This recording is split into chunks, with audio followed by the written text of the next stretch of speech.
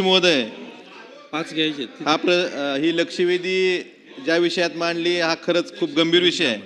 अध्यक्ष महोदय, प्रधानमंत्री पोषण शक्ती निर्माण योजनेअंतर्गत जवळपास महाराष्ट्रातल्या स्थानिक स्वराज्य संस्था असतील, खाजगी शाळा असतील, अनुदानित शाळा असतील, यामध्ये 1ली ते 8वीच्या विद्यार्थ्यांना मध्यान्ह भोजन दिलं जातं.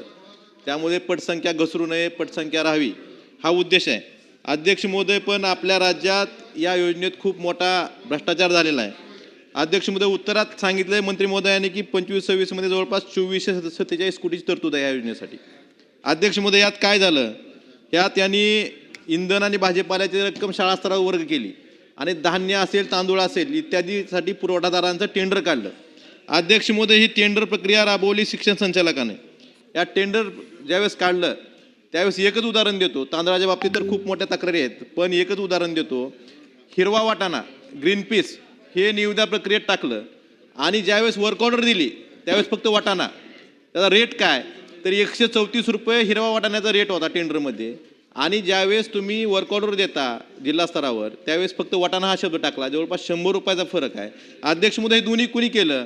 वर्क ऑर्डरवर सही शिक्षक संचालकाची, टेंडर कुणी काढलं? शिक्षक संचालकानं. मग 100 रुपये किलो मागं, म्हणजे टेंडरमध्ये हिरवा वाटाणा आणि तुमच्या वर्क ऑर्डरमध्ये साधा वाटाणा आणि पुरवठाही साध्या वाटाण्याचा.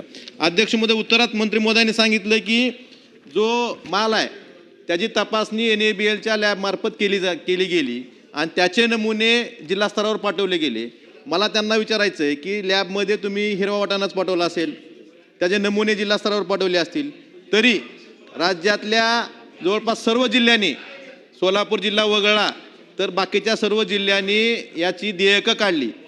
म्हणजे हिरवा वाटाण्याचे नमुने असताना तुम्ही देयकं ज्यांनी पुरवठादारांनी सादर केली त्यांनी का सादर केली? म्हणजे चुकीची देयकं सादर करणारे त्यांची देयकं जे काढली त्यांनी हिरवा वाटाण्याच्या ऐवजी पांढऱ्या वाटाण्याची पुरवठा झाला असताना सुद्धा हिरवा वाटाण्याची देयकं अदा केली गेली. ह्या जवळपास कोट्यावधी रुपयाचा घोटाळा झालेला आहे. माझी मंत्री महोदयांना एवढीच विनंती आहे की जे शिक्षण संचालक आहेत ह्यांनी हा खूप थंड डोक्याने केलेला भ्रष्टाचार आहे. शिक्षण संचालक आणि पुरवठादार या दोघांनी मिळून हा थंड डोक्याने केलेला भ्रष्टाचार आहे. जिल्हा स्तरावर जी बिलं काढतात त्यांनी, त्यामुळं याची SIT चौकशी करणार का आणि जी जादा रक्कम अदा केली गेली आहे ही वसूल करणार का, ह्या पुरवठादारांना काळ्या यादीत टाकणार का, ह्याचं उत्तर मंत्री महोदयांनी द्यावं. मंत्री महोदय.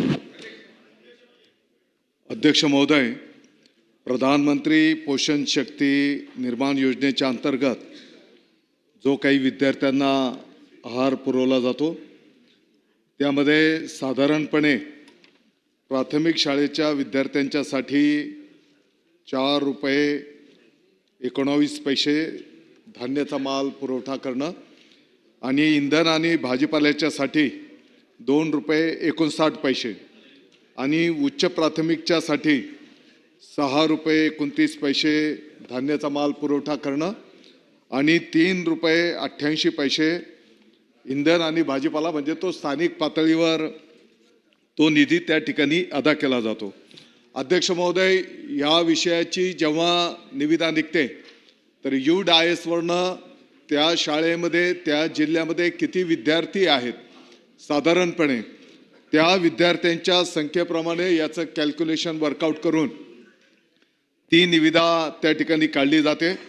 यामध्ये साधारणपणे त्यावेळेस त्या अन्नपदार्थाचे मार्केटमध्ये काय दर आहेत, बाजार समित्यांमध्ये त्याचे काय दर आहेत, हे सर्व पाहून आणि त्याचे सॅम्पल्स पण त्या ठिकाणी घेतले जातात. जे काही नमुने त्या ठिकाणी घेतले जातात ते नमुने प्रमाणित लॅबमध्ये त्या ठिकाणी तपासले जातात आणि मग ती निविदा त्या ठिकाणी निश्चित केली जाते. अध्यक्ष महोदय, हा माल जेव्हा पुरवठा दर 2 महिन्याला केला जातो तर साधारणपणे त्या शाळेचे मुख्याध्यापक, त्याचं शाळा व्यवस्थापन समिती आणि अन्न शिजवणारे जे काही आपले कर्मचारी आहेत यांच्या उपस्थितीमध्ये तो माल त्या ठिकाणी दिला जातो. आता सन्माननीय आमदार महोदयांनी जो काही पाटील साहेबांनी मुद्दा उपस्थित केलेला आहे, निविदामध्ये ही वस्तुस्थिती आहे की ग्रीन पीस असा त्या ठिकाणी उल्लेख आहे आणि वर्क ऑर्डरमध्ये वटाणा असं त्या ठिकाणी दिलेलं आहे. परंतु साधारणपणे पुरवठा जेव्हा केला जातो तर तो पुरवठा जे सॅम्पल दिलेले होते त्याप्रमाणेच त्या ठिकाणी करणं अपेक्षित आहे आणि म्हणून आपण जे काही बाब निदर्शनास आणून दिलेली आहे ही निश्चितपणे याची चौकशी केली जाईल आणि या चौकशीचा जो काही अहवाल येईल त्या अहवालाप्रमाणे पुढची कारवाई केली जाईल.